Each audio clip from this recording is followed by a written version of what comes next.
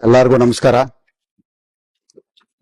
ಏನು ಲೋಕಸಭಾ ಚುನಾವಣೆ ಆದ್ಮೇಲೆ ಡಾಕ್ಟರ್ ಮಂಜುನಾಥ್ ಅವರು ಗೆದ್ದ ಮೇಲೆ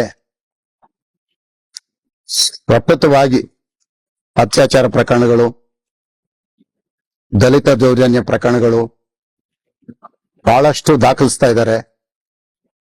ದೇವರಿದ್ದಾರೆ, ಆ ದೇವರೇ ನೋಡ್ಕೊಂಡ್ಲಿ. ಇವತ್ತು ನನಗೆ ಮಾಹಿತಿ ಬಂತು, ನಾನು ದೇವಸ್ಥಾನಕ್ಕೆ ಬಂದಿದ್ದೆ.